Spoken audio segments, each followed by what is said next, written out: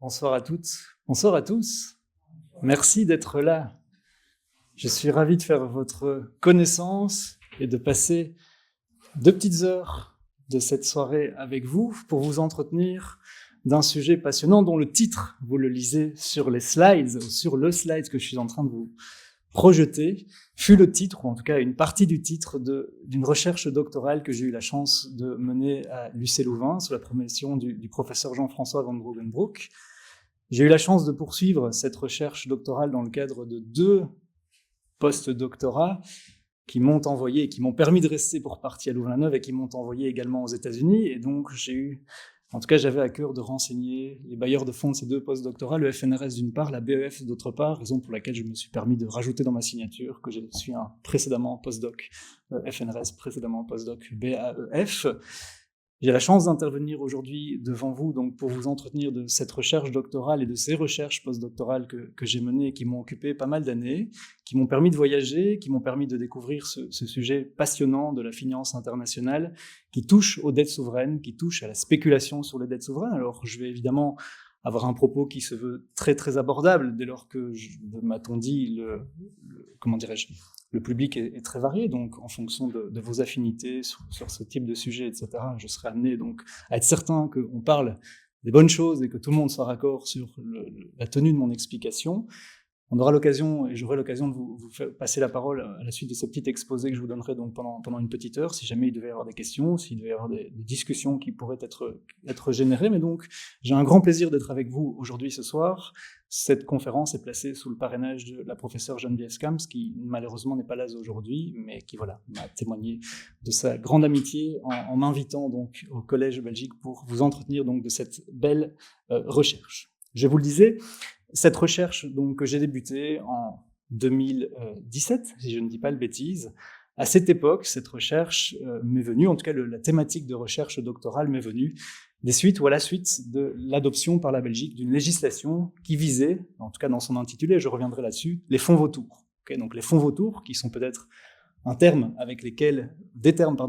expression avec laquelle vous êtes familier. On va parler des fonds vautours ce soir. Okay, donc je ne les ai volontairement pas repris en tout cas dans l'intitulé de ma conférence, dès lors que, et j'aurai l'occasion de vous le présenter, l'appellation fonds vautours me pose problème. Me pose problème, non pas de manière partisane, c'est juste que j'aurai l'occasion de vous expliciter que cette notion de fonds vautours est connotée, une connotation qui pose à mon sens un certain problème si on veut correctement appréhender ce problème qui touche donc les dettes souveraines et la spéculation sur les dettes souveraines. Mais je m'égare, je vais contextualiser tout ceci pour que les choses soient tout à fait claires. Mais donc, je vous le disais, la recherche doctorale que j'ai menée, les recherches post-doctorales que j'ai menées dans la foulée, donc, se sont concentrées sur les actions judiciaires intentées par des fonds spéculatifs, et ce, afin de faire condamner leurs débiteurs souverains à régler des créances qu'ils détiennent à leur encontre. Okay, donc, c'est une expression, pour ne pas nommer donc les fonds vautours, ces fonds vautours, cette expression dont vous avez sans doute déjà entendu parler et qui va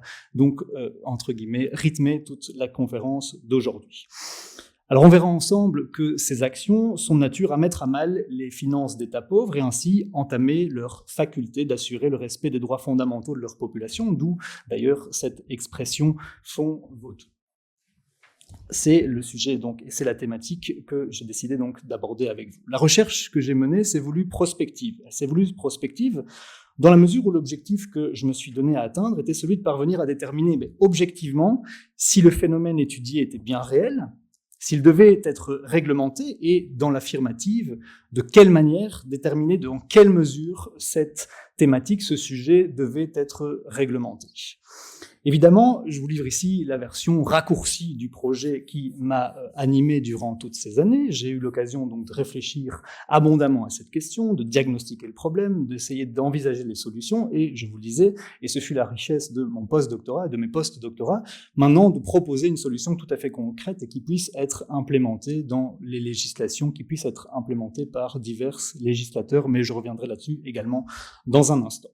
Je vous le disais, cette réflexion donc, qui a pu être prolongée aux États-Unis. Et pourquoi les États-Unis? Les États-Unis donc, qui m'ont accueilli à de nombreuses reprises, notamment dans le cadre de ma recherche doctorale et dans le cadre de ma recherche postdoctorale, dès lors que, et j'aurai l'occasion de le pointer avec vous, les États-Unis sont un endroit, en tout cas, assez important quand on s'intéresse aux dettes souveraines. Alors évidemment, les États-Unis ont une dette souveraine en tant que telle, mais les États-Unis sont importants quand on s'intéresse aux dettes souveraines parce que les États-Unis, en tout cas le droit américain, les juridictions états-uniennes sont amenées à de très nombreuses reprises à intervenir dans le cadre donc de tous ces contentieux qui touchent aux dettes souveraines. Et ce pourquoi? Parce que de nombreux contrats de dettes souveraines spécifient spécifiquement donc le droit américain comme étant applicable à la relation contractuelle qui se noue donc entre le débiteur souverain et le créancier détenteur donc d'un titre de dette souveraine. Raison pour laquelle on constate évidemment l'importance du droit américain sur le sujet et l'importance des juridictions américaines, des juridictions souvent new-yorkaises qui sont donc, je dis américains, c'est new-yorkais, qui sont donc amenés à intervenir pour trancher donc les difficultés qui entourent ces dettes souveraines, mais j'y reviendrai dans un instant. Alors évidemment, et c'était l'entame de mon propos, je vous disais, un souci d'objectivité et de mesure qui fut le mien, qui évidemment, à mon sens, participe de la rigueur attendue de tout type de chercheurs quand ils s'engagent donc dans l'abord d'un sujet. Pourtant, et c'est ce que je vous disais déjà à l'entame de ma présentation, la mesure n'est pas toujours au rendez-vous lorsqu'on aborde le sujet de la spéculation sur les dettes souveraines, tant elle est souvent caricaturée, et je me permets de prendre pour preuve cette caricature donc des fonds vautours. Donc l'expression fonds vautours, comme son nom l'indique, est déjà porteuse de sens. En tout cas, quand on identifie les fonds spéculatifs comme étant des fonds vautours, on voit bien ce sobriquet de fonds vautours qui est donc souvent utilisé pour qualifier ces fonds d'investissement qui s'engagent dans la spéculation sur les dettes souveraines. Si on dit fonds vautours, c'est que déjà on sent la connotation qui est portée à travers cette expression. Alors cette appellation qui est connue du grand public, qui est souvent mobilisée, si vous lisez les médias, si vous lisez la presse, etc., vous constatez effectivement que cette appellation fonds vautours se retrouve dans toute une série de couvertures médiatiques, des thématiques ou des sujets, qui concernent donc ces fonds d'investissement qui spéculent sur les dettes souveraines. Cette expression est d'autant plus importante et en tout cas, à mon sens, inadéquatement mobilisée, qu'on la retrouve même dans la dénomination de la loi belge sur le sujet. C'est ce que je vous disais tout à l'heure en guise d'introduction de ma présentation, c'était de dire ce qui m'avait motivé, c'était de réfléchir à cette loi de 2015, donc la loi belge de 2015, qui porte précisément sur les activités des fonds vautours. Et donc l'intitulé de la loi belge vise spécifiquement donc les fonds vautours. Cet intitulé qui, à mon sens, pose à certains égards quelques problèmes dès lors que elle fait fi, en quelque sorte, de la nuance qu'appelle la complexité de ce phénomène. Donc cette spéculation sur les dettes souveraines, on va avoir l'occasion de voir ensemble qu'elle est très complexe et qu'il faut donc pouvoir l'appréhender dans toutes ses nuances pour pouvoir y répondre de manière, à mon sens, adéquate. Mais avant d'entrer dans ce degré de nuance, je vous propose, si vous le voulez bien, de chercher à exemplifier cette spéculation qui va nous occuper aujourd'hui. Alors j'ai un exemple simplifié de notre situation d'étude qui pourrait être le suivant. On va partir d'un pays fictif, la Ruritanie. La Ruritanie qui est un pays fictif et qui, afin de financer une de ses politiques de santé publique, par exemple, va émettre des obligations sur les marchés financiers. Donc cette logique d'émission d'obligations sur les marchés financiers. On a un investisseur, on va l'appeler A, l'investisseur A, va décider de faire l'acquisition d'une de ces obligations dont la valeur nominale est de $100. Donc il investit $100 dans la dette de ce pays, de la Ruritanie, vous disais-je. À une échéance qui est fixée, il est prévu que la Ruritanie versera à cet investisseur A un montant de $110. $110, lequel correspond au montant de l'investissement initial auquel s'additionne un intérêt de $10. Donc en investissant, on entend recevoir 110, si je puis dire les choses de la sorte. Malheureusement, la situation financière de l'État débiteur, de la Ruritanie dont on parlait jusqu'ici, va se dégrader, si bien que l'investisseur A va craindre que la créance qu'il détient ne soit pas honorée. Donc on a une crainte qui vient naître, si j'ose dire, dans le chef de l'investisseur A et qui se dit, vu la situation financière de la Ruritanie, je crains que ces 110 € auxquels j'espérais avoir accès, je ne les ai jamais. Situation qui se dégrade, et effectivement, face à ce risque, l'investisseur A va prendre le parti de revendre sa créance. Donc il détient un titre de créance à l'encontre de la Ruritanie, à l'encontre de ce pays fictif dont on est en train de parler, et va préférer se libérer de cette créance, de revendre cette créance à un investisseur B. Il va revendre cette créance à un investisseur B pour un montant de $30. je fixe des montants fictifs pour que vous compreniez bien la logique, mais on est sur ce degré, en tout cas, sur ces amplitudes, si j'ose dire, d'investissement et sur ces montants, plus ou moins, si on s'intéresse au cas concret dont on parlera dans un petit instant. Évidemment, l'investisseur B espère obtenir, en tout cas faire un profit à travers son investissement, à travers ce rachat qu'il va pratiquer donc de la dette souveraine de la Ruritanie, vous disais-je. Cet investisseur B, donc, qui va investir $30 pour acheter une dette dont la valeur nominale est de $100, en espérant évidemment pouvoir en faire un petit quelque chose. La Ruritanie, mon pays fictif, va finalement faire défaut. Okay, donc la situation, vous disais-je, financière de la Ruritanie était très problématique. Le pays va constater qu'il ne peut pas honorer sa dette. Okay, il va faire défaut sur cette dette qui est donc notamment composée donc de la créance détenue par l'investisseur B, cet investisseur donc qui avait investi 30 pour acheter la dette qui valait 100 à l'investisseur A qui était l'investisseur initial pour simplifier les choses ici.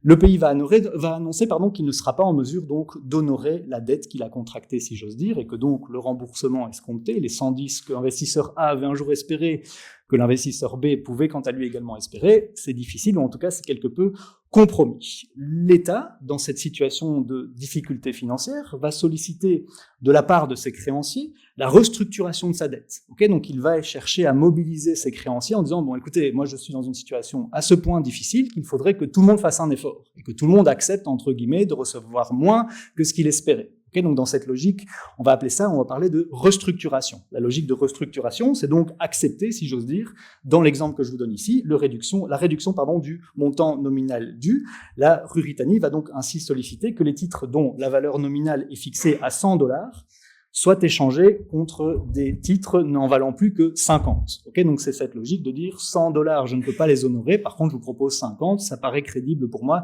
vu l'état de mes finances, ça paraît crédible de vous donner 50 plutôt que 100. Okay, donc on est dans une logique de restructuration des titres de dette souveraine, restructuration des dettes souveraines.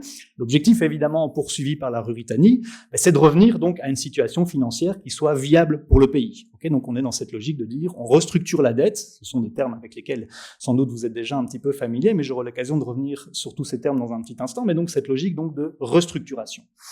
La particularité de l'investisseur B, si vous me suivez, qu'on pourra qualifier dans un instant et qu'on qualifiera vraisemblablement de fonds vautours, que je qualifierai moi de fonds qui spéculent sur les dettes souveraines, l'investisseur B, lui, ne va pas jouer le jeu de la restructuration. Okay, donc l'investisseur B va dire « Moi, je suis dans une logique où je vais refuser la mesure de restructuration qui m'est proposée par la Ruritanie parce que je suis conscient d'avoir dans mon portefeuille un titre dont la valeur nominale est $100.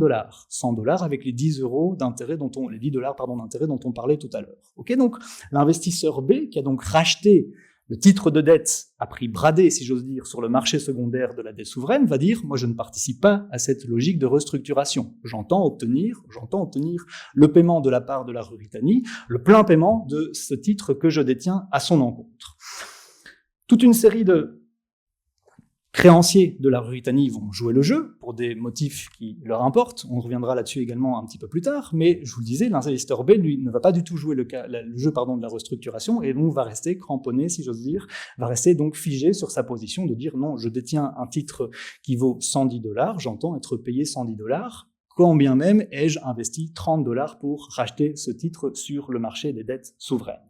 Confronté au refus de la Ruritanie donc d'honorer les termes originaux du titre que détient l'investisseur B, autrement dit de payer donc les $110 comme initialement prévu, l'investisseur B va alors introduire une procédure judiciaire afin de faire condamner le pays à lui régler la valeur nominale et l'intérêt de l'obligation qu'il détient, donc à savoir ce montant de 110 €. Et donc nous sommes ici précisément au moment de l'explication que je vous donnais sur le titre de la conférence, en tout cas sur la thématique de la conférence, les actions judiciaires des spéculateurs sur les dettes souveraines. Okay, donc on est bien avec une partie qui a racheté une dette à prix bradé sur le marché secondaire, qui spécule, qui espère obtenir plus que l'investissement qu'il a fourni. Dans l'exemple artificiel que je vous donne, en fournissant 30, on espère obtenir 110.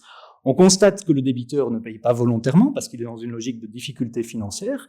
Ce débiteur qui propose des mesures de restructuration de sa dette, qui dit « moi je peux vous donner 50, mais je ne peux pas vous donner plus, sinon ma dette, en tout cas, ça ne tient pas la route. Mon projet de restructuration ne tiendra pas la route. » Et donc on a cette logique effectivement de l'investisseur B qui va dire « moi je ne joue pas le jeu de la restructuration, Je veux être payé 110. Il est marqué 110 sur le titre, j'obtiendrai 110. Comment faire? Je n'ai d'autre choix en tant qu'investisseur B, qu'on va qualifier de fonds vautour dans un instant, de m'adresser donc à un juge à qui je vais demander très simplement l'application du contrat en disant, écoutez, sur un contrat que je détiens, il est indiqué que le débiteur me doit 110, je vous demanderai de le condamner à me payer 110. On est dans une logique simplissime, on est dans une logique juridique simplissime, quoi qu'il en soit, et on le verra dans la suite de l'exposé d'aujourd'hui, ça donne lieu à plein de considérations, ça donne lieu à plein de réflexions dès lors que le débiteur a une posture assez singulière, c'est un État souverain. Okay, donc cette logique d'État souverain va poser de grandes difficultés, en tout cas va nourrir la réflexion, et on va pouvoir se rendre compte que la situation n'est plus aussi simple que ce qu'elle ne pouvait y paraître. Alors effectivement, vous l'avez compris avec moi, l'amplitude spéculative de l'investisseur B est évidemment très importante. Il investit 30, il entend obtenir 110, et effectivement, cette amplitude spéculative est considérable, elle est réelle, et fait l'objet de vives critiques, d'où cette appellation fonds vautour, vous disais-je, cette métaphore du vautour, donc l'animal qui va chercher à tirer profit donc de cet état, à l'état de carcasse, si j'ose dire, en tout cas dans de grandes difficultés, on est mal parti, et on va s'acharner sur quelqu'un qui est mal embarqué. Alors l'exemple artificiel que je viens de vous donner ici n'illustre pas une spéculation qui est hypothétique, okay, donc on n'est pas en train de parler d'une situation tout à fait hypothétique, c'est une spéculation qui existe, qui est bien réelle, et les exemples concrets sont nombreux. Okay, donc on a toute une série d'exemples avec lesquels je pourrais donner l'un ou l'autre point d'explication un petit peu plus tard, mais je m'arrêterai sur un exemple saillant que peut-être toutes et tous d'entre vous connaissez, c'est l'exemple de l'Argentine. Okay, l'exemple de l'Argentine qui fait partie de ces pays qui ont été attaqués, qui ont été la proie donc de fonds d'investissement spéculatifs, qui ont vu donc dans leur dette, un moyen de gagner de l'argent et même beaucoup d'argent.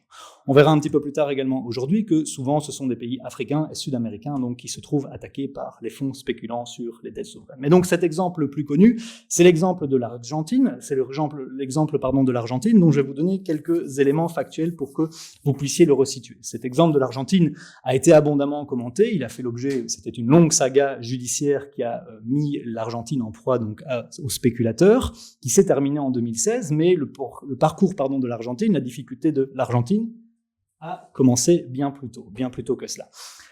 Alors je vous rappelle donc les points saillants de cette difficulté, en tout cas de ce contentieux fonds spéculatif versus spéculateurs sur les dettes souveraines. D'importantes difficultés financières au début du siècle, la République sud-américaine va tenter de s'en sortir en restructurant sa dette souveraine en 2005 et en 2006.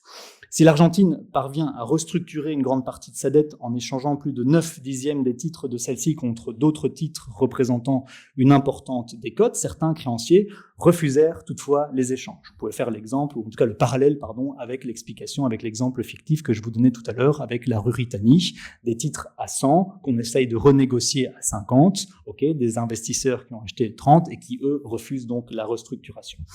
Parmi ces créanciers qui vont refuser donc les restructurations, les échanges de titres de dette, si j'ose dire ici, proposés par la République argentine, figure la société NML Capital, dont vous avez peut-être également déjà entendu parler, qui est donc un fonds d'investissement qui a racheté à prix réduit des titres argentins, alors que la République connaissait déjà des difficultés financières. Ce fonds d'investissement, NML Capital, fonds vautour, pour simplifier le propos ici, avait vu donc dans la crise argentine un moyen de gagner de l'argent et même beaucoup d'argent.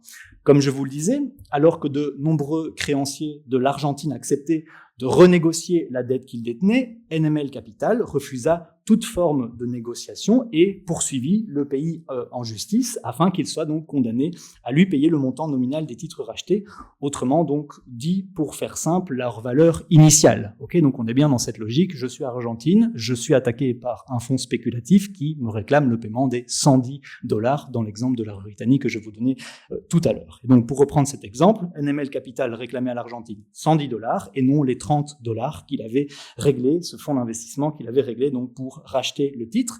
Vous l'avez compris, vous m'avez suivi, le montant réclamé était donc très supérieur, considérablement supérieur à ce que le fonds d'investissement avait réglé à l'origine pour racheter le titre que l'on vise ici aujourd'hui.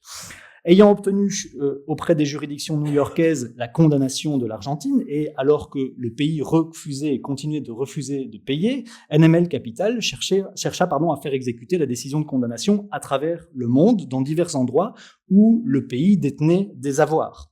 Face au refus obstiné de son débiteur, le fonds spéculatif multiplia ainsi durant des années des tentatives de saisie. Peut-être vous avez encore à l'esprit la saisie dont on a beaucoup parlé d'un bateau militaire argentin qui était accosté au Ghana en 2018, mais donc vous le voyez, cette logique de ce que le fonds d'investissement parvient à faire condamner son débiteur, on verra dans un instant par quel mécanisme, mais je vous le disais tout à l'heure de manière un petit peu simplifiée, c'est de dire simplement on demande au magistrat d'appliquer la règle, en tout cas les dispositions du contrat. On s'était engagé un jour à payer 110, on fait une application rigoureuse, si j'ose dire, des contrats, et on se retrouve donc à condamner un débiteur à régler les 110 € donc réclamés par le créancier. Okay, donc dans cette logique de condamnation obtenue auprès des juridictions new-yorkaises par NML Capital, je vous le disais, NML Capital va se lancer donc dans une quête, si j'ose dire, de paiement à travers le monde, à chercher donc à faire exécuter la décision qu'elle était parvenue à obtenir donc de la part des juridictions new-yorkaises, vous disais-je.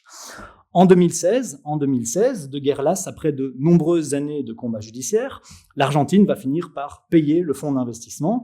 NML Capital va ainsi faire, entre le montant déboursé pour racheter les titres de dette argentins et le montant finalement reçu, un profit qui a été évalué par Joseph Stiglitz, dont vous connaissez vraisemblablement la renommée, j'en suis certain, à plus de 1000%. Okay, le fonds d'investissement avait ainsi reçu plus de 2 milliards de dollars pour 177 millions de dollars investis à l'origine. Okay, mais donc, l'exemple argentin, qui est l'exemple, entre guillemets, qui a été sans doute le plus médiatisé, n'est pas unique. Okay, donc le cas argentin n'est pas un cas unique, il y a toute une série d'autres États qui se sont retrouvés, suivant le même modus operandi, si j'ose dire les choses de la sorte, attaqués donc par des fonds spéculant sur les dettes souveraines. La caractéristique commune de ces États attaqués est très souvent d'être évidemment pauvres, voire très pauvres. Nombre de ces États, vous le disais-je tout à l'heure, sont africains et sud-américains. On peut lister ainsi, pour donner des exemples concrets, donc de proie des fonds vautours, si vous me permettez le jeu de mots, la Zambie, le Libéria, la République démocratique du Congo pour ce qui est des pays africains, le Pérou, le Nicaragua pour d'autres pays sud-américains. Okay, donc ce sont vraiment des situations qui existent, c'est une spéculation qui est réelle, ce sont des problèmes qui existent et qui sont concrets. Alors évidemment, la recherche que j'ai menée a gagné en intensité au constat que la spéculation sur les dettes souveraines ne touchait pas uniquement les pays pauvres.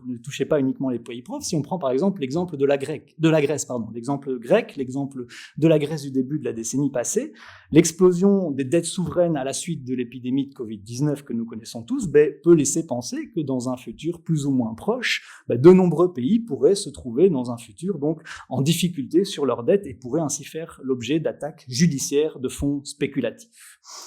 Alors dès lors qu'on a pu déterminer, qu'on a pu constater, quand on fait un cadastre un petit peu des situations, que la spéculation qu'on envisageait ici n'était pas hypothétique, il m'appartenait de chercher, dans toute la mesure du possible, à l'objectiver avant de pouvoir déterminer si cette spéculation devait être réglementée et dans l'affirmative, de quelle manière. Okay, donc si réglementation il devait y avoir, est-ce que c'est pertinent d'adopter une réglementation? Et si on adopte une réglementation, quel type de réglementation peut donc utilement se saisir de ce phénomène spéculatif?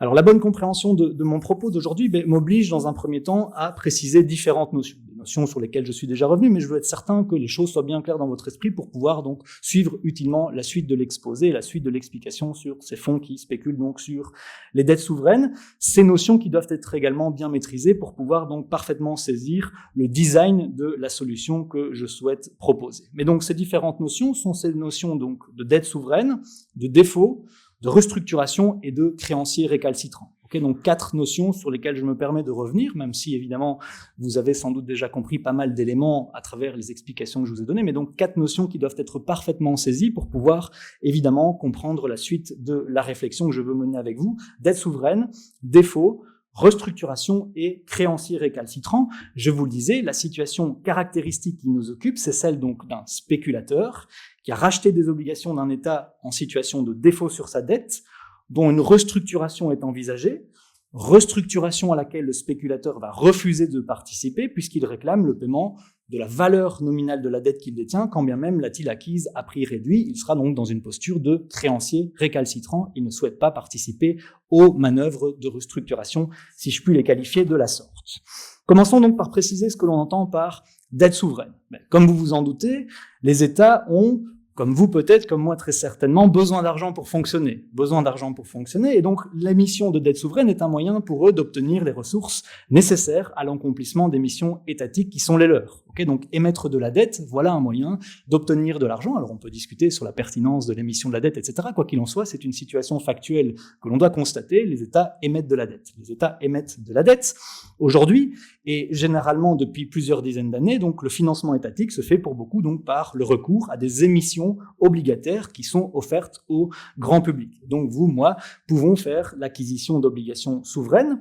La particularité de la dette souveraine déclinée en obligations est que ces obligations sont cessibles. Donc il faut bien comprendre ce mécanisme juridique, possibilité donc de céder cette dette. C'est évidemment ce qui vous permet de comprendre, quand je vous expliquais tout à l'heure, que vous avez un investisseur A qui va vendre sa dette à un investisseur B. Donc il existe un marché secondaire sur lequel ces instruments financiers vont se vendre et s'acheter. C'est toute la logique évidemment qui permet cette spéculation. Le fait est donc cette spéculation qui intervient donc à la suite d'une cession qui intervient donc d'un titre de dette souveraine, c'est ce que je vous disais. Pour certains États, pour ne pas dire de nombreux États, l'endettement va exploser si bien que leur dette peut devenir, dit-on, insoutenable. Insoutenable, les débiteurs souverains se trouvent alors en difficulté à en assurer les termes et sont parfois donc contraints d'emprunter de l'argent afin de pouvoir simplement honorer les intérêts de leur dette. Vous percevez ainsi, effectivement, la spirale délétère dans laquelle les États surendettés peuvent se trouver engagés. L'idée d'une dette insoutenable est donc celle d'une dette qui est honorée au détriment des populations locales puisque son paiement détourne des montants importants de missions pour lesquelles ces montants seraient essentiels. Sur cette logique de soutenabilité, sur cette logique de viabilité de la dette, j'aurai l'occasion de revenir abondamment dès lors que ce sera l'argument majeur de ma démonstration d'aujourd'hui. Ceci nous conduit à l'explication du deuxième concept qui est celui de défaut. Sur lequel je vais passer très rapidement ici, c'est surtout pour être certain que vous saisissiez bien mon propos. Dans certains cas, vous disais-je, la lourdeur de la dette souveraine peut conduire le débiteur à faire défaut sur celle-ci. Autrement dit, ne plus en honorer les termes, dès lors qu'il n'existe aucun mécanisme de faillite ouvert aux États. Suite à un défaut, l'État concerné cherchera souvent à restructurer sa dette. Donc ça, c'est un élément qui doit être aussi bien compris et bien saisi. Il n'y a pas de mécanisme de faillite qui existe pour protéger les États qui se trouvent en proie à des créanciers qui se trouvent dans cette difficulté donc à honorer leurs dettes. Ils font défaut et derrière, ils n'ont d'autre choix que de chercher donc à restructurer cette dette, cette restructuration qui passera donc par des négociations avec les créanciers donc qui détiennent les dettes à l'encontre donc de l'État débiteur qui est en proie donc à ces difficultés financières. Ainsi, je vous le disais, le débiteur souverain cherchera donc à échanger ses obligations contre de nouveaux titres portant par exemple une réduction des montants dus, l'objectif donc d'une restructuration. Troisième terme sur lequel je voulais attirer votre attention, cette restructuration, c'est de parvenir donc à rendre la dette souveraine qui soit viable, soutenable. Donc cette logique de restructuration, dans l'exemple que je vous disais tout à l'heure, l'État considère que certes, les valeurs nominales sont à 100, mais il peut proposer 50, c'est crédible, ou en tout cas c'est la perspective de restructuration qu'il envisage pour rendre sa dette viable. On est dans une logique donc, de restructuration, de négociations qui vont se mener donc avec les différents créanciers, dès lors que ces négociations donc vont être menées par l'État débiteur, dès lors qu'il n'y a pas de si j'ose dire, de mécanisme, il n'y a pas de système de faillite qui est ouvert donc aux États. Ce seront donc des négociations que l'État devra mener, que l'État débiteur devra mener avec ses créanciers. La difficulté majeure entourant donc les restructurations entreprises par les États réside dans le fait, d'une part, qu'il n'existe pas, vous disais-je, de mécanisme régissant et régulant celle-ci, et d'autre part, le fait que les créanciers sont souvent extrêmement nombreux et ne poursuivent pas tous les mêmes objectifs. On a toute une série, en tout cas, on a un large panel de créanciers qui n'ont pas tous le même objectif, qui ne poursuivent pas tous le même objectif, et donc la difficulté pour l'État de restructurer sa dette, c'est de devoir dealer, si j'ose dire, avec toute une série de créanciers qui ne sont pas tous animés par par le même objectif. Alors que certains créanciers sont enclins à s'engager dans un processus de restructuration, leur intérêt étant à long terme que la situation de l'état débiteur s'améliore, d'autres peuvent refuser la renégociation de la dette qu'ils détiennent. Ce refus me conduit à la dernière notion qu'il me faut préciser afin de bien cerner le phénomène donc des fonds spéculatifs dits vautours, c'est ce concept, donc cette notion de créancier récalcitrant. Comme je vous le disais, dès lors qu'aucun mécanisme institutionnalisé n'existe et que souvent aucune règle contraignante ne régit les restructurations des dettes souveraines, un créancier peut librement choisir de ne pas y participer. Donc il peut choisir de ne pas y participer, c'est la logique des fonds spéculatifs. Je suis un créancier, en tout cas je me mets dans une posture de créancier récalcitrant, je refuse les propositions de restructuration qui me sont soumises, je refuse les postures de restructuration qui me sont soumises, dès lors que j'entends bien obtenir le plein paiement donc du titre de dette que je détiens à l'encontre de l'État. Ce refus se justifie évidemment généralement par la volonté d'obtenir de meilleures conditions de règlement que celles proposées par l'État débiteur désireux de restructurer sa dette. Ces créanciers dits récalcitrants, forts du principe pacta sunt servanda, sous-entendu le contrat fait la loi des parties, selon lequel donc ce contrat va faire la loi des parties, vont ainsi donc poursuivre le paiement des titres qu'ils détiennent, et ce, suivant les modalités initiales. Monsieur le juge, c'est ce que je vous disais tout à l'heure, monsieur le juge, je vous demanderai de condamner l'État débiteur à me régler les $110 qu'il me doit si on fait une lecture simple du contrat que je détiens à son encontre. Vous avez compris l'idée ici. Et donc, dans cet exemple caricatural que je vous donnais tout à l'heure, quand bien même l'investisseur a-t-il payé $30 pour racheter le titre sur le marché secondaire, il va en poursuivre en justice $110. Voilà donc précisé les 4 notions cardinales: dette souveraine, défaut, restructuration et créancier récalcitrant, notions qui sont nécessaires donc à la bonne compréhension des tenants et aboutissants de ma recherche, vous disais-je. Maintenant que j'ai pu préciser avec vous donc ces différentes notions et les caractériser, je voudrais en vous montrer, si vous le voulez bien, maintenant très précisément donc dans le vif du sujet. Dans un premier temps, il me faut constater donc avec vous le problème posé par les fonds spéculant sur les dettes souveraines. Ainsi, il est nécessaire de décrire le phénomène et de préciser donc cette notion de fonds spéculant sur les dettes souveraines. Fonds spéculant sur les dettes souveraines, voilà l'expression que j'utiliserai plutôt que fonds vautours. Je vous expliquerai tout ceci dans un petit instant. Cette notion de fonds spéculant sur les dettes souveraines précisée, il est ensuite utile d'étudier les arguments juridiques qui sont avancés par ces fonds à l'appui de leur attaque judiciaire, ainsi que les arguments avancés par les États débiteurs pour ce qui est de leur défense. Rappelez-vous, le propos que je tiens, en tout cas l'objet de mon analyse d'aujourd'hui, ce sont donc ces actions judiciaires qui sont menées par des créanciers qui refusent de participer aux logiques de restructuration et qui vont demander à un juge national, s'il vous plaît, monsieur le juge, à New York, s'il vous plaît, condamner l'Argentine à me payer les montants qu'il me doit, le montant que ce pays me doit, vous l'avez donc bien compris. Une fois le problème posé par les fonds spéculatifs précisément constaté, il est important évidemment dans un second temps de rechercher une solution qui soit mesurée, autrement dit une solution qui soit respectueuse des différents arguments juridiques avancés de part et d'autre. Les arguments, on va les rencontrer dans un instant, il va falloir, en tout cas, il semble pertinent de devoir trouver donc une solution qui permette donc de concilier les différents arguments mobilisés de part et d'autre. La mesure de la solution est également nécessaire en raison de la particularité des débiteurs auxquels nous avons accès, en tout cas les débiteurs qui nous occupent aujourd'hui, ce sont des débiteurs, vous disais-je tout à l'heure, des débiteurs souverains. Ce sont des États souverains en charge de missions utiles à leur population. Alors cette recherche d'une solution mesurée débute par une étude et une description des solutions qui existent déjà, et c'est au constat de ce que ces solutions s'avèrent inefficaces à certains égards ou lacunaires à d'autres que l'on va pouvoir donc réfléchir à une meilleure façon, si j'ose dire, donc d'appréhender la thématique.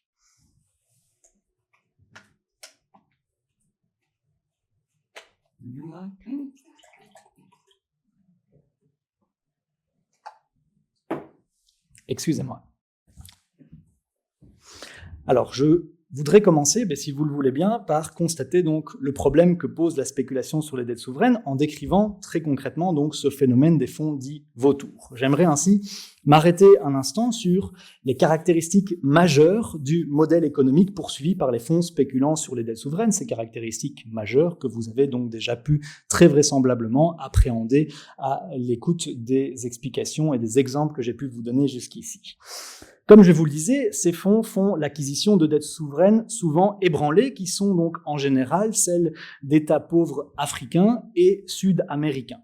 S'il peut paraître à première vue un peu hasardeux de poursuivre de tels débiteurs, il n'en est rien dans la mesure où, d'une part, ces États disposent souvent de ressources naturelles et de divers avoirs pouvant être convoités comme objet de paiement, et d'autre part, ces mêmes États peuvent parfois bénéficier de mesures d'allègement de dettes concédées par certains créanciers, rendant ainsi des montants disponibles. Okay, donc on pourrait se dire, mais pourquoi investir, pourquoi spéculer plutôt, devrais-je dire, à l'encontre de ces États? C'est de se dire, en fait, ces États ont des ressources naturelles, ont des avoirs qui pourraient servir donc à régler les condamnations que nous pourrions obtenir à leur encontre, et dans d'autres cas, je vous le disais, ces États peuvent se retrouver donc bénéficiaires de mesures d'allègement qui sont concédées par d'autres créanciers. L'on peut par exemple, si on réfléchit donc à ces logiques de mesures d'allègement, on peut par exemple penser dans les années 2000 à l'initiative dite Pays pauvres très endettés de la Banque mondiale et du Fonds monétaire international, dont vous avez peut-être déjà entendu parler, visant la réduction acceptée par des créanciers de la dette de pays très pauvres. Okay, donc on a des mécanismes de réduction de dette, et donc effectivement les spéculateurs peuvent se dire, si ce mécanisme se met en branle, si ce mécanisme permet à un État d'aller mieux, derrière moi je pourrais continuer, et en tout cas espérer aboutir à quelque chose de positif avec la spéculation dans laquelle j'ai décidé de m'engager. Si l'on se concentre sur le profil d'investisseurs que sont les fonds dits vautours, on peut noter qu'ils sont des créanciers dits secondaires. Deuxième caractéristique sur laquelle j'attire votre attention. Ce sont des créanciers secondaires d'États souverains pour la simple et bonne raison qu'ils ont en réalité racheté des titres de dette dépréciés. Okay, on est bien sur cette logique de rachat. Dans l'exemple que je vous donnais tout à l'heure, on investit 30 pour acheter une dette qui valait 110, okay, dont la valeur nominale est de 110. On est bien dans une logique donc de rachat de titres souverains. Ces fonds d'investissement qui vont ensuite adopter une attitude très agressive à l'égard de leurs débiteurs désargentés, d'une part, en refusant toute forme de négociation des modalités des titres rachetés. Okay, c'est ce que je vous disais également. On est dans une logique de restructuration qui va donc être menée, en tout cas que l'État va chercher à mener. Okay, il n'y a pas d'autorité, il n'y a pas de mécanisme de faillite qui existe, et donc je vous le disais, les États vont donc devoir chercher la restructuration avec leurs créanciers. Les créanciers récalcitrants, les fonds spéculatifs vont dire « je ne joue pas le jeu de la restructuration, j'entends obtenir le plein paiement des titres de dette que je détiens ». D'autre part, et en tout cas, je vous le disais, donc on a cette logique donc de refus de toute forme de négociation, et d'autre part, on a cette logique de s'engager donc dans des procédures judiciaires, dans des actions judiciaires, afin d'obtenir le plein paiement des titres rachetés sur le marché secondaire. C'est ce que je vous disais tout à l'heure. Alors dans certains cas, ces procès, les procès donc qui sont menés par les fonds spéculant sur les dettes souveraines, vont mettre une pression telle sur les États souverains que ceux-ci vont finir par payer. Okay, on a cette logique effectivement de condamnation à proprement parler, mais on a aussi sous cette logique donc de pression qui est mise sur un État. C'est difficile pour un État donc de continuer à fonctionner correctement en étant attaqué en justice donc par un créancier qui cherche à obtenir donc le plein paiement de la créance qu'il détient à son encontre. Ce fut le cas notamment donc avec NML Capital et l'Argentine. Je vous le disais tout à l'heure, de guerre lasse, à un moment donné, l'État argentin, la République argentine va dire « je paye les créanciers, je paye le créancier récalcitrant ici parce que je dois passer à autre chose, en tout cas, il faut aller de l'avant ». Le dernier trait caractéristique du modèle économique poursuivi par les spéculateurs est celui de l'opacité. Celui de l'opacité, le manque de transparence qui entoure l'existence et les opérations de ces fonds d'investissement. L'existence, les opérations de ces fonds d'investissement sont donc souvent notées comme étant opaques, manque de transparence, c'est ce que je vous disais. Bon nombre d'entre eux, bon nombre de ces fonds d'investissement sont enregistrés dans des paradis fiscaux et sont peu transparents au sujet de leur opération de rachat de dettes. Cette opacité, si j'arrive à le dire, participe à la volée de bois vert que leurs activités spéculatives induisent. Face à ce phénomène spéculatif qu'on peut constater, dont on est en train de parler depuis déjà sans doute une petite demi-heure que je viens de vous décrire, nombreux sont ceux donc à s'offusquer des pratiques des fonds spéculatifs qu'ils qualifient donc de vautours, d'où vous m'avez en principe suivi donc ce sobriquet fonds vautours. Okay, vous êtes vautour, en tout cas votre spéculation relève d'une logique de prédation type vautour, et donc on les qualifie de fonds vautours. Parmi les détracteurs, les Nations Unies ont à de nombreuses reprises souligné leur préoccupation. Cette préoccupation découle des reproches généralement formulés à l'encontre de ces investisseurs d'un genre tout à fait particulier, La contestation des pratiques spéculatives empruntées par les fonds vautours est plus large puisque de nombreux politiciens, mais également des personnalités de la société civile se sont ouvertement émus de cette spéculation sur les dettes souveraines. Et je me propose d'aborder avec vous deux des principaux reproches qui sont généralement formulés à l'encontre des fonds dits vautours. Quels sont ces reproches, ou en tout cas quels sont les deux principaux reproches, en tout cas ceux qu'on retrouve très généralement formulés à l'encontre des fonds spéculatifs. Deux reproches que vous retrouvez sur le slide. Premier reproche, c'est le reproche de l'immoralité. L'autre reproche, c'est le risque que ces fonds spéculatifs font courir aux restructurations. Premièrement, on reproche donc généralement aux fonds vautours l'immoralité de leurs activités en ce qu'ils exploitent la faiblesse des États pauvres dont les populations sont souvent dans des états de fortune calamiteux. Le reproche vient de ce que les montants poursuivis par ces créanciers pourraient être utiles aux populations. Par ailleurs, ces créanciers, vous le disais-je tout à l'heure également, ciblent parfois des montants rendus disponibles par des mécanismes de réduction de dette concédés par d'autres créanciers. Je vous parlais tout à l'heure de cette initiative pays pauvres très endettés de la Banque mondiale et du Fonds monétaire international. Et donc ce sont des montants qui sont importants pour les populations et qui se trouvent donc être attaqués, si je puis dire les choses de la sorte, par ces fonds spéculatifs. Cette critique conduit au deuxième reproche formulé à l'encontre des fonds vautours, qui est celui du risque que ces fonds font courir aux restructurations des dettes souveraines. Rappelez-vous, je vous le disais tout à l'heure, ces restructurations qui sont donc menées par l'État, il n'y a pas de structure, de mécanisme de faillite qui existe, l'État qui va donc négocier avec ses créanciers, et effectivement, dès lors que certains créanciers ne jouent pas le jeu, si j'ose dire, de la restructuration, le risque, c'est que les autres créanciers n'acceptent pas de jouer le jeu non plus. C'est de se dire, pourquoi moi j'accepterai la restructuration d'un titre de dette que je détiens à l'encontre d'un État, alors qu'un autre créancier va le refuser, qu'il va introduire une action judiciaire, une action en justice, qui va sans doute mettre beaucoup de pression sur l'État et qui, at the end of the day, à la fin du parcours, va être payé. Et donc, effectivement, on se rend compte de ce second reproche, cette nécessité pour les États de pouvoir, quand ils sont dans des difficultés financières majeures, de pouvoir restructurer leurs dettes, mais dès lors que des créanciers récalcitrants ne jouent pas le jeu de la restructuration, cette restructuration ou ces restructurations qui sont mises à mal, ou en tout cas la réussite des restructurations qui sont en quelque sorte donc cette réussite qui se trouve en quelque sorte donc mal menée par les fonds spéculatifs. À l'opposé de ces critiques formulées à l'encontre des fonds vautours, il faut noter, il faut avoir l'honnêteté intellectuelle de constater que certains mérites sont parfois mis à leur crédit. Donc évidemment, si vous lisez la littérature sur le sujet, vous constaterez que souvent, évidemment, ce sont les reproches qui sont formulés à leur encontre. Encore faut-il aller plus loin, encore faut-il réfléchir au sujet, entre guillemets, avec d'autres perspectives et se rendre compte que, effectivement, la façon dont les marchés des dettes souveraines sont construits, ces marchés sont construits de telle sorte que, en tant que tels, les fonds spéculatifs remplissent quelques missions et donc on peut leur accorder quelques mérites de leurs actions. Premièrement, les fonds spéculatifs, en étant prêts à racheter des dettes ébranlées, participent à la liquidité du marché de la dette souveraine. Donc le premier mérite qu'il faut épingler, c'est celui de la liquidité. Il sera en effet plus facile pour un État de trouver à l'origine des créanciers si ces derniers savent qu'ils pourront toujours revendre leurs titres, surtout si la situation devait mal tourner. Dans l'exemple de la Ruritanie que je vous donnais tout à l'heure, sans doute et peut-être l'investisseur A avait-il à la base accepté d'investir en se disant si jamais les choses devaient mal tourner, il existe un marché secondaire de la dette souveraine et je pourrais toujours revendre ce titre. Certes, au prix d'une perte financière, mais je ne me retrouverai pas sans rien. Donc cette logique de spéculation, cette logique de fonds qui sont prêts à racheter des dettes souveraines ébranlées participe donc à la liquidité du marché des capitaux, du marché des dettes souveraines, et ce faisant va avoir un impact sur le coût du capital. Le coût du capital, effectivement, en sachant qu'on va pouvoir, si les choses tournent mal, revendre le titre de sa dette, ça implique que donc le coût de ce capital va être amoindri, en tout cas va être réduit pour les débiteurs souverains. Et donc cette possibilité de désengagement qui est offerte par les fonds spéculatifs conduit donc à une réduction du coût du capital pour les États.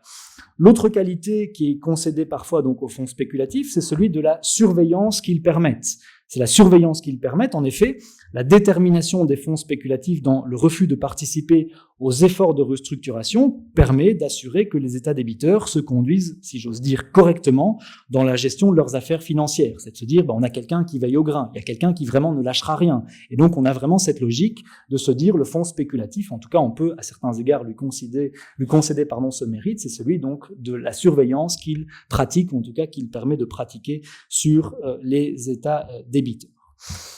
Le phénomène des fonds spéculants sur les dettes souveraines que j'ai pu maintenant décrire avec vous, je vous propose de m'arrêter un instant si vous le voulez bien, et ça permet vraiment de comprendre effectivement toute la logique des actions judiciaires menées donc par ces fonds spéculants sur les dettes souveraines, de m'arrêter quelque temps sur certains des arguments juridiques qui sont avancés, ou qui pourraient l'être, par les fonds créanciers, d'une part, par les États débiteurs, d'autre part, lors des conflits judiciaires qui les opposent. Je vous rappelle la situation, en tout cas la question d'analyse qui est la mienne, ce sont donc ces actions judiciaires qui sont donc menées devant des juges nationaux, visant donc à obtenir la condamnation d'un État débiteur, ces actions qui sont menées par des créanciers récalcitrants, des créanciers donc qui détiennent un titre de dette souveraine dont ils cherchent à obtenir donc le plein paiement. Refus de la restructuration, logique de poursuite en justice, chercher à obtenir la condamnation donc de la part d'un juge national et derrière chercher à faire exécuter cette décision qu'ils sont parvenus à obtenir. Effectivement, ces contentieux tissés, ces contentieux noués devant les juges nationaux, on a toute une série d'arguments juridiques qui vont être mobilisés. Je vous propose de les analyser pour bien comprendre ce dont il est question ici. Ces arguments peuvent évidemment être regroupés entre d'une part les arguments qui soutiennent l'attaque, lesquels ont trait au principe de la sacralité des contrats, j'en ai déjà parlé tout à l'heure, je vous ai dit pacta sunt servanda, le contrat fait la loi des parties, c'est une chose. Autre principe important au niveau de l'attaque, on verra que c'est un principe, en tout cas c'est un argument qui a été mobilisé, notamment dans le contentieux NML Capital contre la République argentine, c'est la logique d'égalité de traitement des créanciers. Je reviendrai là-dessus dans un instant.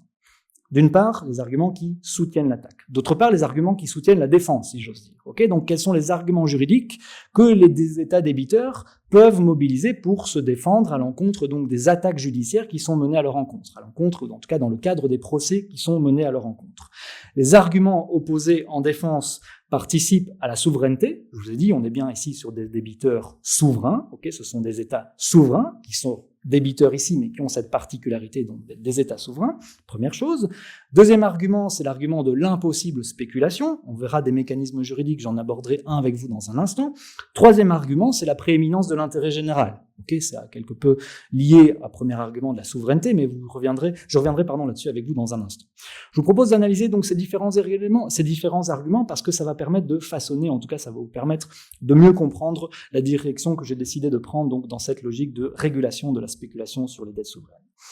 Le premier argument qui est toujours avancé par les fonds à l'appui de leur attaque, c'est ce principe pacta sunt servanda, je vous le disais.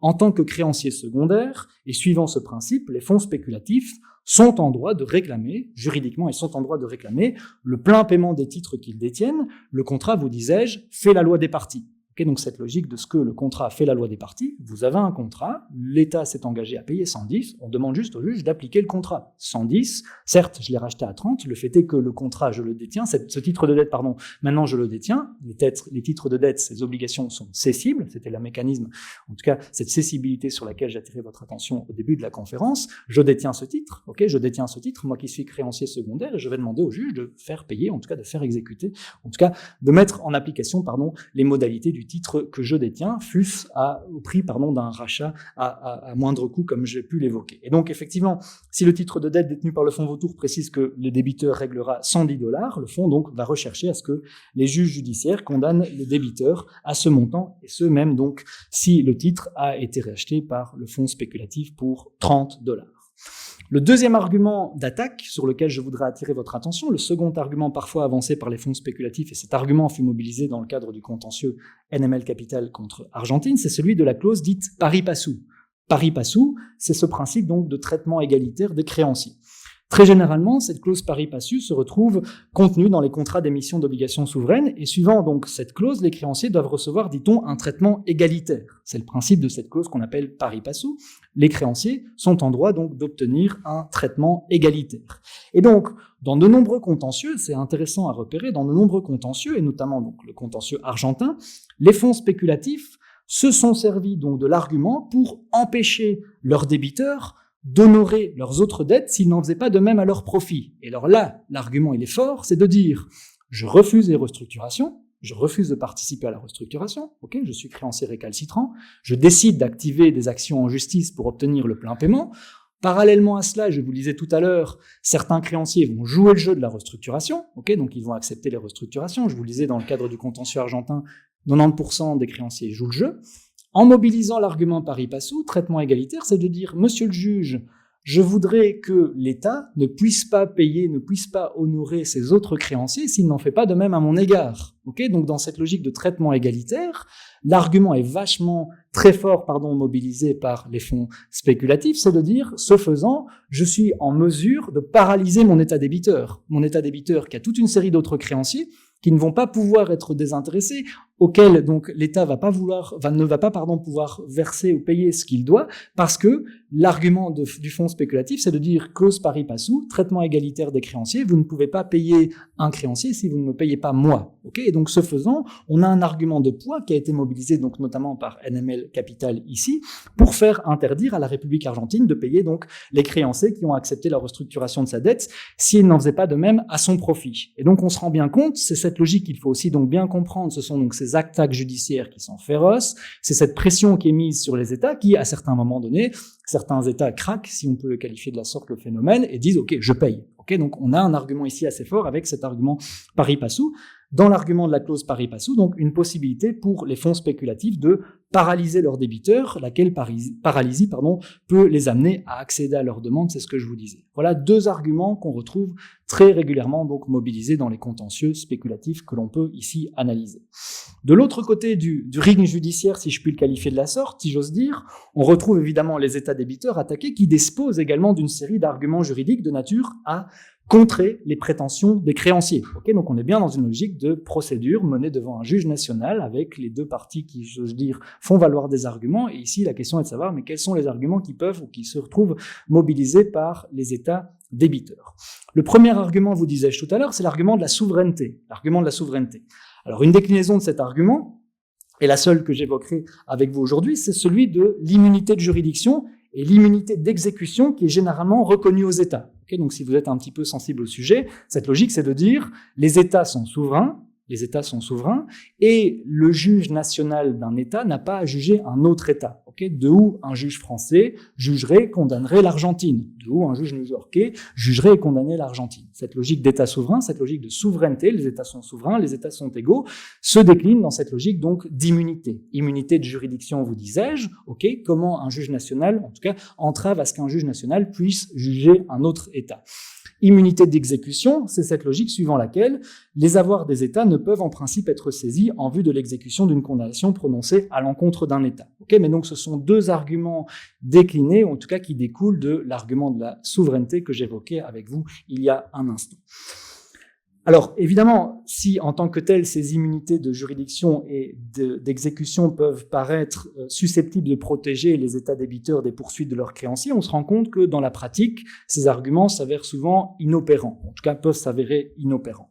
Malheureusement, je vous le disais, ou en tout cas c'est un point sur lequel il faut attirer votre attention, c'est le fait qu'on considère que l'État qui va émettre de la dette pour se financer se comporte sur les marchés financiers comme un particulier, si bien qu'il ne peut exciper de son privilège immunitaire. Donc il y a de la jurisprudence pour considérer que dès lors qu'un État vient s'aventurer sur les marchés financiers pour se financer, on va considérer qu'on doit le traiter comme un particulier. Et donc ce privilège immunitaire, cette immunité de juridiction, en quelque sorte, va tomber. C'est une première difficulté donc à la mobilisation de cet argument de l'immunité de juridiction que j'évoquais avec vous.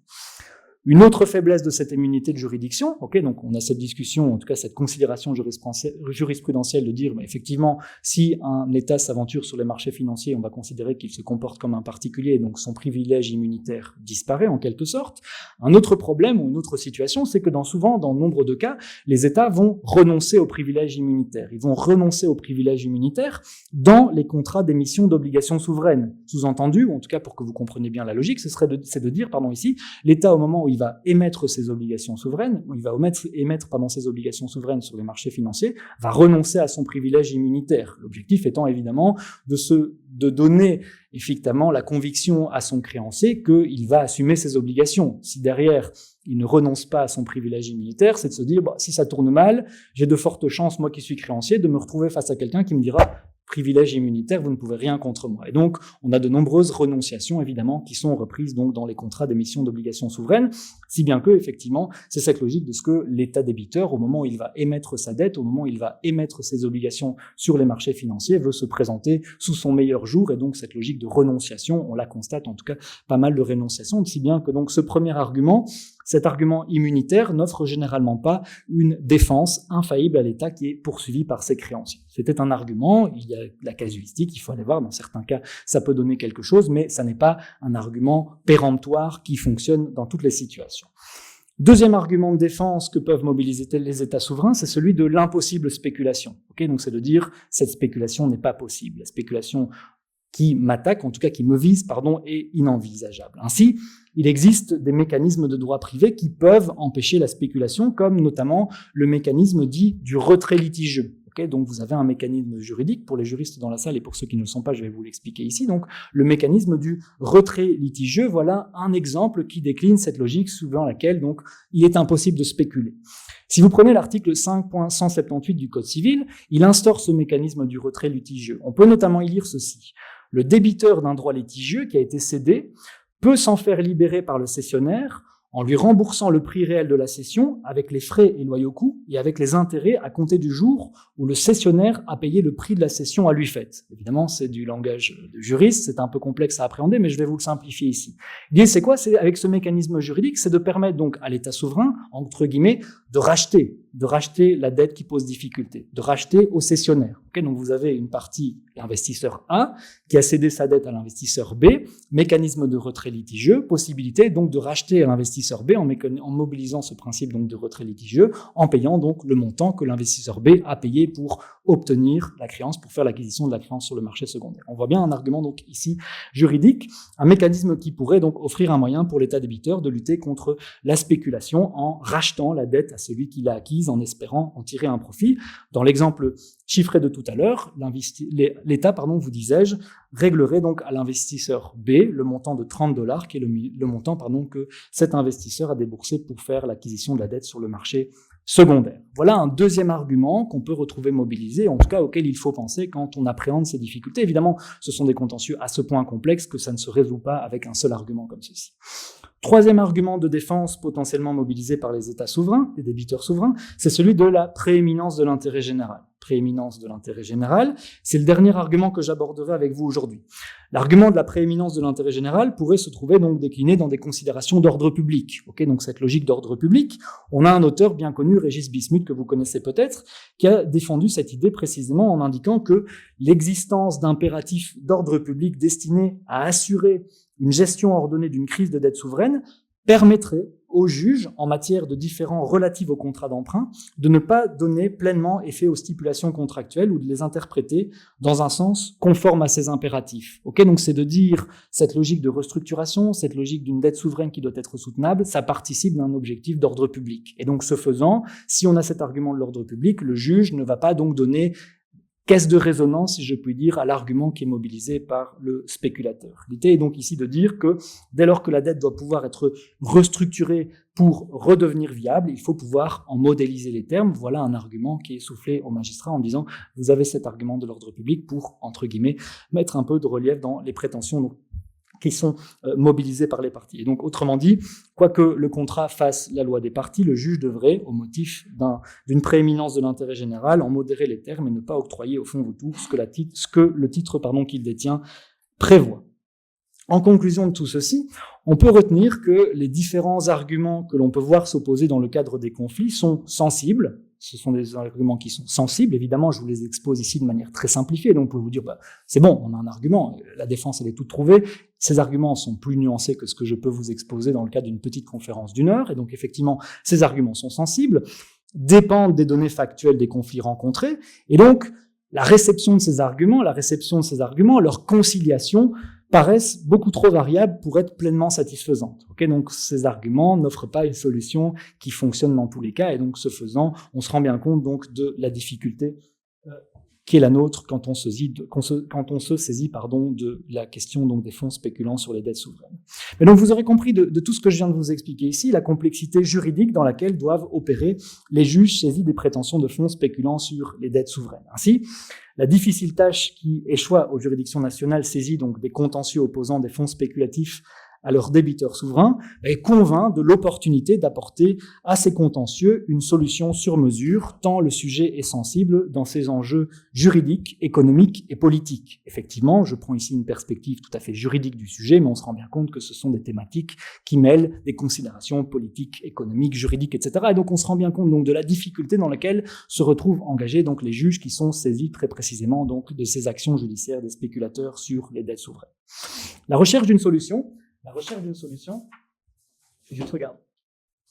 je vais juste regarder quelle heure il était. La recherche d'une solution doit naturellement débuter par une analyse des solutions existantes pour voir si elles suffisent et dans la négative pour pouvoir en tirer les enseignements utiles à une proposition. Okay, donc le cadastre qu'il m'a fallu faire, c'était de me dire, ok, qu'est-ce qu'il existe comme solution? Quelles solutions ont-elles été jusqu'ici proposées? Je vous le disais, l'idée de la thèse de doctorat m'était venue en constatant que la Belgique avait adopté une loi visant à réguler la spéculation sur les dettes souveraines, visant les activités des fonds vautours, comme son intitulé exact le précise. J'ai pu relever 2 solutions indirectes et 3 solutions directes au phénomène des fonds vautours. Je vous propose de débuter par les solutions indirectes. Je dis indirectes dans la mesure où ces solutions visent à régler plus généralement les difficultés entourant les restructurations des dettes souveraines sans forcément se focaliser sur les fonds spéculatifs. Okay, donc vous avez des solutions indirectes qui est de dire, ou qui en tout cas consiste à dire on va travailler la question de la restructuration sans se concentrer sur le spéculateur. Mais dès lors que le spéculateur existe, que son modus operandi est rendu possible par cette logique de restructuration qui doit être menée par un État, si on règle les problèmes entourant les restructurations, par voie de conséquence, on impacte, ou en tout cas, on a une influence sur les comportements spéculatifs. La première solution indirecte qui n'a jamais été concrétisée est celle consistant à faire régler les restructurations de dettes souveraines par une autorité qui prendrait en compte l'ensemble des intérêts des créanciers et des débiteurs souverains et qui adopterait des décisions qui leur seraient opposables. Je vous le disais tout à l'heure, la difficulté pour les États qui font face à des difficultés financières, c'est qu'il n'y a pas de mécanisme de faillite qui leur soit accessible. Dès lors qu'il n'y a pas de mécanisme de faillite qui leur soit accessible, je vous le disais, ils doivent s'engager donc dans ces processus de restructuration, de discussion, de négociation avec leurs créanciers.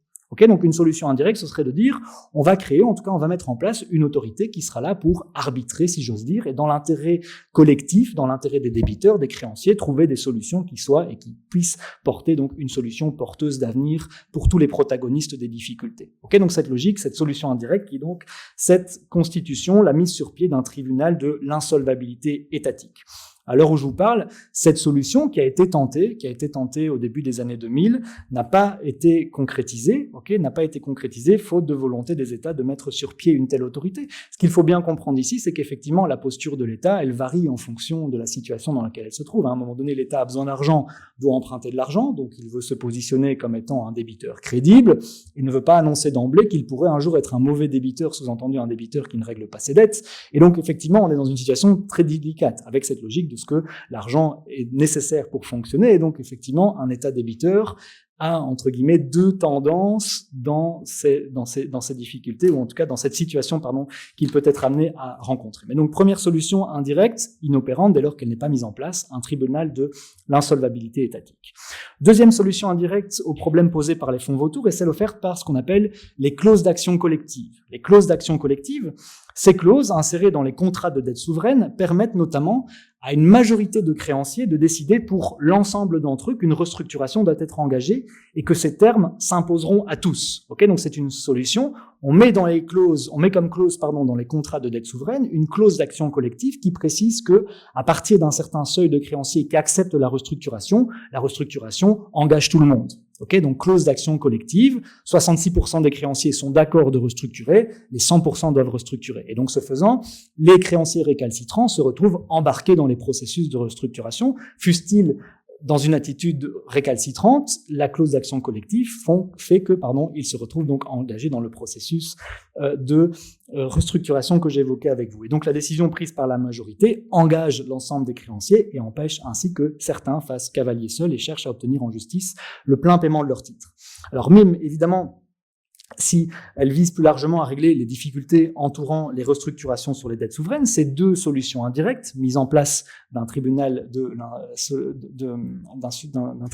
qui gère les insolvabilités étatiques et les clauses d'action collective, ne sont pas donc directement axés sur le problème des fonds spéculatifs. C'est pour ça que je les ai qualifiés de solutions indirectes. La difficulté, effectivement, même si ces solutions paraissent très opérantes et très séduisantes, mais première difficulté qui concerne la première solution, c'est qu'on n'est pas capable de mettre en place un tel tribunal, ça c'est une chose. D'autre part, de nombreux contrats ne contiennent pas de clause d'action collective, et donc effectivement, il faut constater que ces solutions indirectes, fussent-elles opérantes, ou en tout cas fussent-elles attirantes en ce qu'elles permettraient d'appréhender indirectement le phénomène spéculatif, elles ne sont pas parfaitement satisfaisantes dès lors que je vous disais, il n'y a pas de tribunal de l'insolvabilité étatique qui est mis en place, d'une part, et les clauses d'action collective, il faut bien constater que tous les contrats de dette souveraine ne contiennent pas de clauses d'action collective, si bien que donc la solution indirecte, qui peut évidemment, ces clauses d'action collective, fournissent des solutions dans plein de situations, mais c'est une situation, en tout cas c'est une solution qui est ici imparfaite. Les solutions directes maintenant. Les lacunes donc des solutions indirectes nous conduisent à nous interroger sur la pertinence de réglementation directe des activités spéculatives sur les dettes souveraines. Cette voie passe par l'adoption de lois de réglementation les visant spécifiquement et les visant directement. Cette voie donc de la réglementation directe, cette solution directe a été empruntée par 3 États. 3 États ont légiféré en la matière, le Royaume-Uni, la Belgique, je vous le disais, vous m'avez suivi, et la France. Donc 3 États qui ont adopté, qui se sont dotés de législation qu'on pourrait qualifier d'anti-fonds vautours. Il n'y a que la loi belge qui l'a estampillé fonds vautours, en tout cas qui reprend l'expression fonds vautours dans son intitulé. Il y a aujourd'hui d'autres mécanismes qui sont envisagés à New York, etc. Bref, je vous passe les détails par rapport à ça. On pourra en discuter durant les questions-réponses s'il devait y en avoir. Mais donc, je vais me concentrer avec vous, si vous le voulez bien, sur les 3 législations qu'il nous faut analyser. 3 législations, 3 solutions directes au phénomène spéculatif. D'abord, je vous lisais le Royaume-Uni. Royaume-Uni, 2010, Debt Relief Developing Countries Act, britannique 2010, qui limite le montant que les créanciers peuvent recouvrer de certaines dettes de pays pauvres très endettés au sens de l'initiative de la Banque mondiale et du Fonds monétaire international dont je vous parlais tout à l'heure. Cette initiative PPTE, pays pauvres très endettés, impossibilité pour les créanciers, limitation pour les créanciers d'obtenir, de recouvrer des dettes dues par ces pays pauvres très endettés. La législation britannique donc empêche les créanciers d'obtenir plus que ce qu'ils auraient pu recevoir en application donc de l'initiative, laquelle, je vous le rappelle, donc vise à ramener la dette de certains pays à un niveau viable, et ce par le biais de réductions concédées par les créanciers. La loi britannique est de nature à donc protéger ces États de la spéculation sur leurs dettes. Cette loi britannique a des mérites, bien évidemment, mais elle n'offre pas une solution optimale aux problèmes posés par les fonds spéculatifs en raison de 2 faiblesses importantes. Premièrement, seuls les pays pauvres très endettés au sens de l'initiative de la Banque mondiale et du Fonds monétaire international peuvent bénéficier du mécanisme de protection mis en place, alors que, on le sait, j'ai pu vous le dire, les fonds dits vautours ne limitent pas leurs activités spéculatives à ces États. D'autre part et surtout, le mécanisme protecteur britannique mis en place ne s'applique qu'aux dettes contractées avant l'entrée en vigueur de la loi. À mon estime, la loi britannique ne va pas assez loin puisque l'on sait que l'endettement souverain est un problème endémique. On traverse, si vous le voulez bien, la Manche pour une deuxième concrétisation anti-fonds vautours. La loi belge relative à la lutte contre les activités des fonds vautours, c'est précisément son titre. Je l'ai déjà vu et je l'ai déjà indiqué avec vous. Cette loi de 2015 a un champ d'application plus large que la loi britannique. Le mécanisme qui est mis en place par le législateur belge est celui de la limitation des droits d'un créancier poursuivant un avantage dit illégitime par le rachat d'un emprunt ou d'une créance sur un État. La loi belge précise que les droits de ce créancier à l'égard de l'État débiteur sont limités au prix qu'il a payé pour racheter cet emprunt ou cette créance. Pour qu'il soit question d'un avantage illégitime, et donc pour se retrouver dans la cible de la législation belge, il faut tout d'abord, et pour faire simple, qu'il existe, nous dit la loi belge, une disproportion manifeste entre la valeur de rachat de l'emprunt ou de la créance par le créancier et les sommes dont il demande le paiement. Donc c'est cette amplitude spéculative que j'évoquais avec vous. La loi belge l'identifie comme étant une disproportion manifeste. L'existence de cette disproportion manifeste ne suffit pas, elle doit être complétée d'un autre critère que le législateur belge retient comme étant caractéristique de l'activité des fonds vautours. Ces critères qui sont alternatifs, puisqu'un seul suffit, sont au nombre de 6, et je vous les liste assez rapidement, vous allez voir, ça fait écho donc à ce modus operandi, à ce modèle économique poursuivi par les fonds spéculatifs. Premier critère, l'État débiteur était en état d'insolvabilité ou de cessation de paiement avérée ou imminente au moment du rachat de l'emprunt ou de la créance. Premier critère. Deuxième critère, le créancier a son siège dans un paradis fiscal. Troisième critère, le créancier fait un usage systématique de procédures judiciaires pour obtenir le remboursement de l'emprunt ou des emprunts qu'il a déjà précédemment rachetés. Quatrième critère, l'État débiteur a fait l'objet de mesures de restructuration de sa dette auxquelles le créancier a refusé de participer. Cinquième critère, le créancier a abusé de la situation de faiblesse de l'État débiteur pour négocier un accord de remboursement manifestement déséquilibré. Sixième et dernier critère, le remboursement intégral des sommes réclamées par le créancier aurait un impact défavorable identifiable sur les finances publiques de l'État débiteur et est susceptible de compromettre le développement socio-économique de sa population. On le voit, vous le voyez avec moi, avec les critères listés par le législateur belge. Ce législateur belge a cherché donc très bien à appréhender les activités de ces fonds spéculatifs qu'il a lui-même qualifiés de fonds vautours. À l'inverse de la solution britannique, il nous semble que la solution belge est beaucoup trop large. J'y reviendrai dans un instant, et notamment par les expressions qui y sont utilisées, les concepts qui y sont mobilisés. Disproportion manifeste. Il n'y a pas de critères arithmétiques. Et donc, ça pose une difficulté pour le juge qui est saisi d'une action en justice, d'un fonds spéculatif. C'est-à-dire, est-ce qu'on est bien ici face à une disproportion manifeste? Évidemment, j'ai caricaturé tout à l'heure avec vous l'amplitude spéculative en disant 30 et 110, mais est-ce que, évidemment, 30 et 110, sans doute, on parlera de disproportion manifeste, mais quel est le chiffrage de cette disproportion manifeste? Bon, je reviendrai là-dessus dans un instant. Troisième solution directe au problème des fonds vautours concrétisés, en France. Une disposition anti-spéculation adoptée en 2016, elle est reprise à l'article 60 de la loi Sapin 2, dont vous avez peut-être déjà entendu parler, cette loi vertueuse Sapin 2, que vous connaissez peut-être. L'objectif de législateur français est de lutter contre la spéculation des créanciers d'un État pauvre ayant racheté un titre de créance sur celui-ci, alors que le débiteur était en défaut sur ce titre ou en avait proposé la restructuration. Il est ainsi interdit aux créanciers de poursuivre l'exécution en France d'une condamnation obtenue à l'encontre d'un débiteur si cette poursuite intervient dans les 4 ans suivant le défaut ou les 4 ans suivant la proposition de restructuration que le débiteur a faite. Donc on voit bien la logique spéculative qui est ici appréhendée par le législateur français. Aussi, si la restructuration a été acceptée par un certain nombre de créanciers, la poursuite par le créancier récalcitrant sera possible, mais uniquement si le montant poursuivi n'excède pas le montant que ce créancier aurait obtenu s'il avait accepté la restructuration. Et donc on voit bien que le législateur français se fait écho de toute une série de considérations que j'ai mobilisées ici avec vous jusqu'ici. Une des faiblesses de la loi française, c'est que seules les dettes acquises à compter de son entrée en vigueur sont protégées. Il y a donc tout un pan de vieilles dettes, si je puis les qualifier de la sorte, et elles sont nombreuses qui ne sont pas protégées. Quoi qu'il en soit, les différentes faiblesses des 3 législations nationales adoptées m'ont convaincu donc de la pertinence de proposer une autre réglementation des activités des fonds spéculatifs, et je me suis arrêté évidemment ici uniquement sur certaines faiblesses de ces législations nationales. Il y en a d'autres, mais en tout cas, si on fait une analyse assez aiguë donc de ces différentes législations nationales, on se rend compte que ce n'est pas la panacée et que donc il faut essayer d'aller plus loin. D'une part, ces législations n'ont été adoptées que par 3 pays. On constate évidemment que 3 pays c'est peu, encore que ce sont des pays importants dans l'écosystème de la dette souveraine, si je puis qualifier de la sorte. Évidemment, la meilleure solution, en tout cas une bonne solution pour nous, ce serait qu'une législation intervienne à New York, dès lors que je vous disais, les contentieux se retrouvent pour beaucoup devant les juridictions new-yorkaises.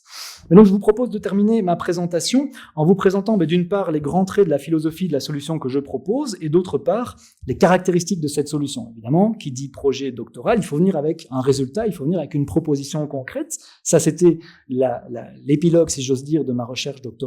Les recherches postdoctorales ont cherché donc à décliner les conclusions tirées dans la recherche doctorale en disant mais comment peut-on proposer un outil concret? Et donc j'ai eu l'occasion, en allant aux États-Unis, en travaillant aux États-Unis, donc de proposer une législation qui puisse être adoptée par le législateur états-unien, en tout cas le législateur new-yorkais. Il y a des discussions qui sont actuellement menées. J'ai la chance de participer à quelques discussions par rapport à ce sujet-ci, mais c'est pas l'objectif de la conférence d'aujourd'hui. Je vous le disais, donc j'ai jeté dans ma thèse les bases de cette réflexion pour pouvoir par la suite donc m'engager dans la proposition d'un texte législatif dans le cadre donc de mes recherches postdoctorales menées aux États-Unis, avec cet intérêt vraiment majeur de se dire qu'il faudrait qu'une législation puisse être adoptée de l'autre côté de l'Atlantique dès lors que les juridictions états-uniennes et singulièrement les juridictions new-yorkaises comptent beaucoup pour ces questions donc touchant aux dettes souveraines.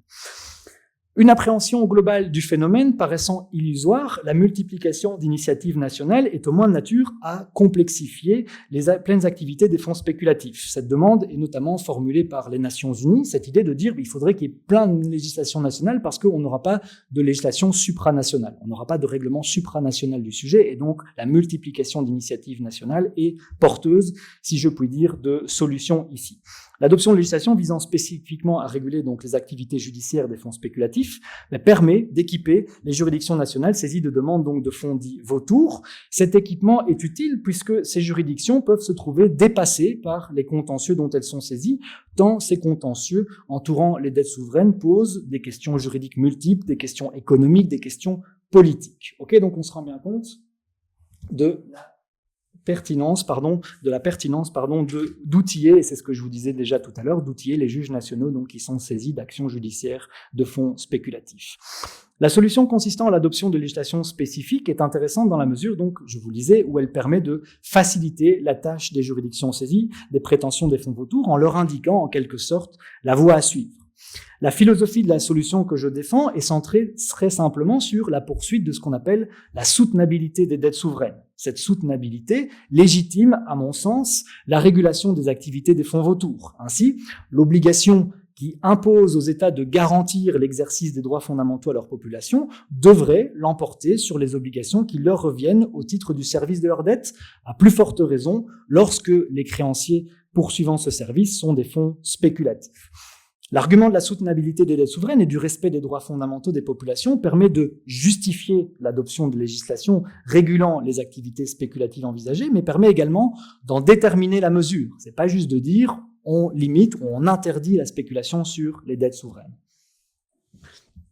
On ne saurait, et c'est ce que je vous disais tout à l'heure, et c'est ce que vous avez compris de différentes explications que je vous donnais, on ne saurait réserver un traitement tout à fait manichéen au problème des fonds spéculatifs en raison donc de l'importance de l'existence d'un marché secondaire des dettes souveraines sur lequel les fonds spéculatifs rachètent les dettes. On a pu épingler ensemble quelques mérites de la spéculation, en tout cas de l'existence des spéculateurs sur les dettes souveraines. Il est donc important que la loi anti-fonds spéculatifs proposée soit correctement précisée afin d'assurer la prévisibilité nécessaire au respect des droits des créanciers concernés. À cet égard, c'est ce que je vous disais tout à l'heure, par exemple, la loi belge mobilisant des critères tels que celui de disproportion manifeste est beaucoup trop vague. Ça pose problème pour la prévisibilité qui peut être attendue de tous les protagonistes donc sur les marchés des dettes souveraines.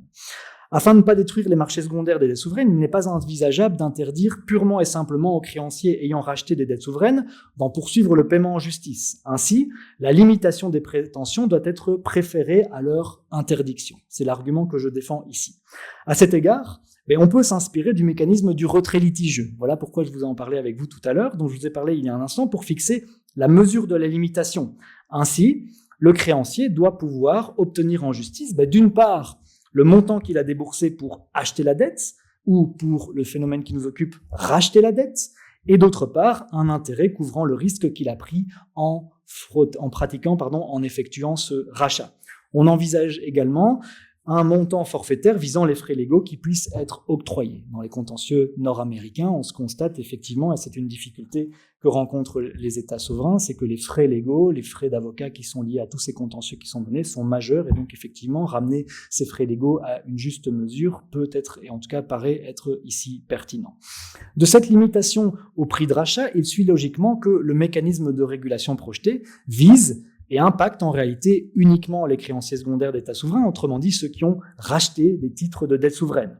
Une transparence totale est attendue de la part de ces créanciers lorsqu'ils poursuivent en justice le paiement de leurs titres. Ainsi, ces créanciers doivent remettre aux magistrats saisis de leurs prétentions tous les documents entourant l'achat de la créance poursuivie. La limitation posée, l'idée de la limitation que j'ai posée ici, il convient ensuite de déterminer quels sont les bénéficiaires de la mesure envisagée. Cette logique de limitation, mais pour qui ? Autrement dit, est-ce que tous les États doivent être protégés ? Je ne le crois pas. Et je ne peux le croire si je défends l'argument, le seul argument qui vaille à mon estime, c'est lui donc de la soutenabilité des dettes souveraines. Donc si on défend que le seul argument qui vaille pour lutter contre la spéculation est celui de la soutenabilité des dettes souveraines, on ne peut pas considérer que tous les États devraient être protégés par le mécanisme mis en place. Autrement dit, il faut que le paiement de la dette entame les facultés dont dispose un État afin de proposer des services nécessaires à sa population pour qu'ils soient logiquement réglementés. Si la spéculation n'entame pas les droits des populations des États endettés, rien ne nous paraît justifier cette réglementation qu'on est en train d'ici d'exposer. Afin de déterminer les États à protéger de la spéculation, on pourrait retenir que les États à protéger sont ceux qui figurent sur la liste des bénéficiaires de l'aide publique au développement établie par le Comité de l'aide au développement de l'Organisation de coopération et de développement économique, l'OCDE. Lorsque le paiement du titre de créance est poursuivi, il y aura là une forme de présomption d'impécuniosité. Vous êtes sur la liste, on présume des difficultés financières telles qu'il est justifié de vous protéger de la spéculation. Dans l'hypothèse où l'État visé par la spéculation ne figure pas sur la liste établie, la protection mise en place ne doit pas pour autant lui être inaccessible. Ainsi, puisque nous prévoyons que toute démarche visant la condamnation ou l'exécution d'une condamnation découlant d'un titre de dette reçoive une autorisation judiciaire préalable, l'on peut attendre de l'État débiteur, lorsque des démarches sont entreprises à son encontre par un créancier, qu'il démontre que la satisfaction que lui serait donnée entamerait concrètement et spécialement ses facultés d'assurer les missions qui sont les siennes et qui ont trait aux droits fondamentaux de sa population. Rien n'empêcherait, et vous le voyez sur le slide, le créancier de prouver le contraire, évidemment. Donc cette logique de dire on a une limitation, on a une protection qui vise des États débiteurs tout à fait identifiés. Quelles sont les dettes concernées finalement? Donc il nous faut nous demander quelles seraient les dettes concernées par la réglementation envisagée. Ici, nous sommes d'avis, ou je suis d'avis, et je défends l'idée suivant laquelle toutes les dettes souveraines sont concernées, qu'elles soient antérieures ou postérieures à la législation envisagée. Même si cette rétroactivité peut surprendre, elle nous paraît essentielle à assurer l'objectif de soutenabilité des dettes souveraines nécessaires au respect des droits fondamentaux des populations.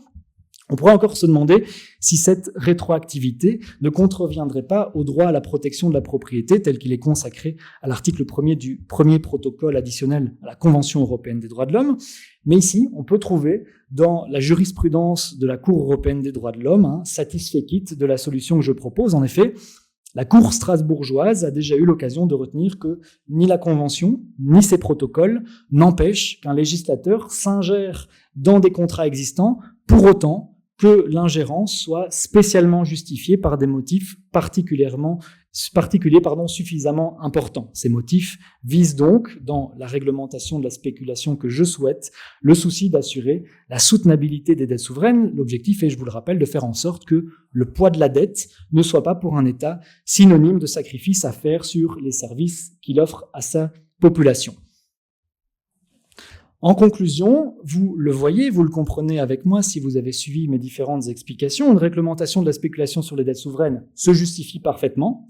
Toutefois, et c'est là l'élément très important qu'il faut avoir à l'esprit, cette réglementation doit être soigneusement pensée et équilibrée, tant le sujet des dettes souveraines est un sujet sensible. À mon estime, une réglementation équilibrée devrait limiter les réclamations au montant investi plus intérêt, réduire les frais légaux excessifs et finalement, et c'est ça qui est important pour bien comprendre cette logique et l'argument que je mobilise, l'argument de la soutenabilité, protéger uniquement les États pour lesquels le paiement de la dette poursuivie met à mal les missions essentielles. Voilà ce que je voulais vous dire en guise d'explication, d'introduction, peut-être pour quelques questions qui pourraient se poser. Si le sujet vous passionne autant qu'il m'a passionné, je fais un petit peu de promotion. J'ai eu la chance de voir ma thèse de doctorat publiée. Donc, la thèse de doctorat est publiée aux éditions Larcier. Elle a été publiée en 2022. Ça fait l'objet donc de considérations, en tout cas d'analyses plus pointues que celles que j'ai pu avoir avec vous durant cette petite heure. Donc si le sujet vous passionne autant qu'il me passionne, voilà une lecture qui pourrait vous accompagner durant vos longues soirées d'hiver. Et pour le reste, je pourrais envoyer d'autres lectures, notamment les lectures et les discussions que je peux avoir, les articles que j'ai pu écrire au niveau américain pour essayer de décliner dans des termes très concrets, dans un projet très concret, donc une réglementation de la spéculation sur les dettes souveraines. Je vois qu'il est 6h23, nous avons, si les choses sont bien pensées, une petite...